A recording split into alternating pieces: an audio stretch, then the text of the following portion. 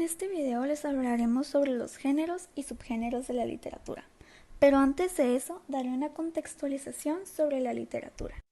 La literatura es una manifestación artística basada en el uso de la palabra y del lenguaje tanto escrito como oral. Asimismo, es el nombre de una materia académica y el nombre de la teoría que estudia las obras literarias. Con este término también se conoce el conjunto de las producciones literarias, por ejemplo, de un país, una lengua o una época. Por extensión, se utiliza además para referirse al conjunto de obras que tratan sobre un tema determinado. La etimología de la palabra literatura es de origen latín en literae, que evolucionará después a literatura, con igual significación. Con tal nombre se hace referencia a las letras litera. Más específicamente, significa la formación de las letras. La literatura es el producto del literator. Anteriormente, el término literatura no existía. En el siglo XVII, cualquier obra escrita era conocido bajo el nombre de poesía o elocuencia. Incluso, a lo largo del siglo de oro español, se denominaba como poesía diversos tipos de obras, bien fuesen escritas en verso, prosa o como obra dramática. A partir del siglo XVIII comenzó a hacerse uso de la palabra literatura. Sin embargo, no fue hasta el siglo XIX que el término tomó el sentido con el cual se conoce en la actualidad.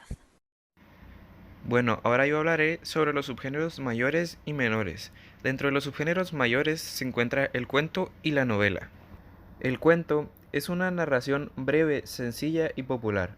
Maneja solo una temática en la que participan un número reducido de personajes que desarrollan una sola acción. Su objetivo es provocar una respuesta emocional al lector. Un cuento podría ser El ruiseñor y la rosa. Ahora hablaré sobre la novela. La novela es una obra extensa y escrita en prosa, que implica el desarrollo de un conflicto hasta llegar a su solución, ya sea bueno o malo. Participan muchos personajes en esta. Algún ejemplo podría ser Las botellas en el desierto. Ahora, ya terminamos con los subgéneros mayores, ahora empezaremos con los subgéneros menores. Dentro de ella está la fábula, la leyenda, el mito y la epopeya. La fábula es un tipo de relato breve de ficción que tiene una intención didáctica y moralizante. Suele estar acompañada de una moraleja. Este género literario sirve para divulgar y enseñar valores. Algún ejemplo de fábula podría ser El perro y su reflejo. La leyenda son relatos que cuentan hechos humanos y sobrenaturales, por igual, transmitido a través de generaciones. Esa transmisión se da de manera oral y escrita. Algún ejemplo de leyenda podría ser La luz mala. El mito es una narración maravillosa protagonizada por dioses, héroes o personajes fantásticos, ubicada fuera del tiempo histórico. Explica o da sentido a determinados hechos o fenómenos. Algún ejemplo podría ser El rey Midas. La epopeya. Se define como una epopeya al poema de carácter narrativo y de extensión considerable que presenta una acción o hazaña grande y pública, protagonizada por personajes de espíritu eórico. Algún ejemplo de epopeya puede ser la Ilíada. Hola, soy Diego Castillo y les hablaré sobre los tipos de narradores. Para empezar, no es lo mismo el autor que el narrador. El autor es el creador o persona real que escribió el texto, y el narrador es un personaje creado o voz ficticia. La clasificación de los narradores son heterodiegético y homodiegético. En el heterodiegético se encuentra el narrador omnisciente y el narrador objetivo, también conocido como observador. El homodiegético se encuentra el narrador testigo y el narrador protagonista. Este último narra su propia historia. Para que quede bien claro sobre los narradores, el narrador omnisciente es como un dios, que todo lo ve y todo lo sabe, como en la Metamorfosis. Se sabe todo lo que le sucede y sabe lo que siente. El narrador objetivo es como una cámara que se encarga de registrar los hechos y describirlo. Se diferencia del narrador omnisciente ya que no se narra sentimientos y ni se juzga a los personajes. El narrador testigo es aquel que sí está presente en la historia, pero no es el protagonista, sino un espectador que lo acompaña. Se encarga de narrar lo que le sucede al protagonista, que él ve. El narrador protagonista se presenta cuando el personaje principal narra lo que a él le sucede, es decir, nos cuenta su propia historia. Ahora sigue el género dramático. Es aquel que representa algún episodio o conflicto de la vida de los seres humanos por medio del diálogo de los personajes. ¿Qué quiere decir esto? El género dramático significa que hace representaciones de nuestros problemas de la vida, de lo que nos pasa realmente. Porque seamos sinceros, de acuerdo a muchas religiones, es inherente los problemas y el sufrimiento en el ser humano. Eso es lo que nos convierte en humanos. Porque el humano no solamente es felicidad, también son diferentes emociones alternativas a la felicidad. Bueno, como decía, los temas pueden ser sociales, sentimentales, etc. Por ejemplo, estos pueden ser representados en el teatro, en el cine y series de televisión que les encanta vernos en Cinépolis y en Netflix. Dentro del género dramático existen 3 subgéneros. Están la comedia, la tragedia y la tragicomedia. El primerito de ellos, la comedia, es el subgénero más alegre y más divertido. ¿Qué es la comedia por definición? Es una obra dramática que muestra lo ridículo, contiene situaciones entre los personajes. Es de la historia que causa momentos divertidos, sustos que provocan carcajadas, provocan risa y cuyos finales pueden causar alegría y felicidad. Estos pueden tener confusiones y equívocos y suelen ser de clase media. Esto es porque sus punchlines causan risa y dan alegría a todo el público. Ahora, la tragedia.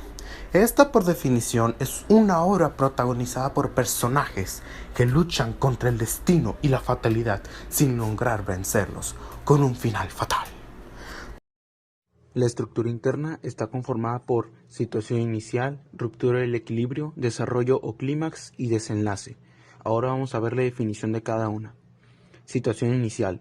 Se da el inicio de la historia y se presenta a los personajes y sus relaciones. Ruptura del equilibrio. Expone cómo se genera el problema entre los personajes.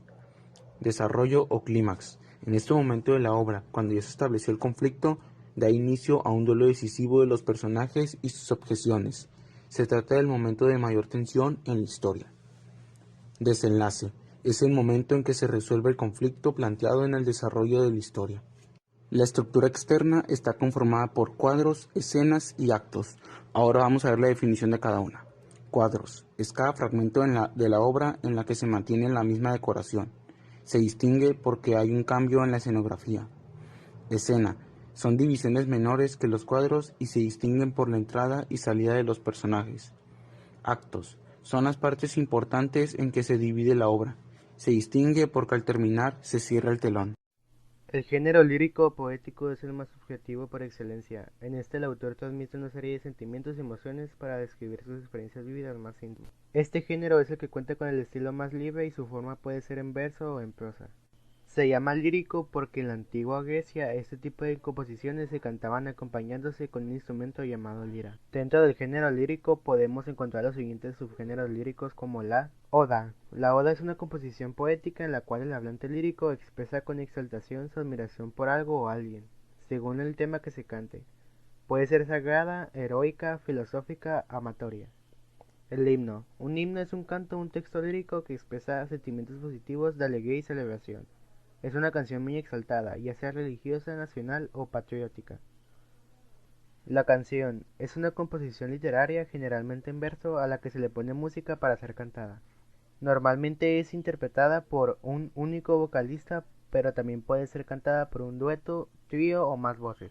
La letra de las canciones es habitualmente de naturaleza poética y con rima, aunque pueden ser versículos religiosas o prosa libre. La elegía. La elegía es un subgénero de la poesía lírica que designa un poema de lamentación. La actitud elegíaca consiste en lamentar cualquier cosa que se pierde, la ilusión, la vida, el tiempo, un ser querido, un sentimiento, etc. La égloga es un subgénero de la poesía lírica que se dialoga a veces como una pequeña pieza teatral en un acto de tema amoroso. Uno o varios pastores lo desarrollan, contándolo en un ambiente campesino donde la naturaleza es paradisíaca y tiene un gran protagonismo la música. Soneto. Un soneto es una composición poética compuesta por 14 versos de arte mayor, en decasílabos en su forma clásica. Los versos se organizan en 4 estrofas. 2 cuartetos y 2 tercetos. Y la sátira.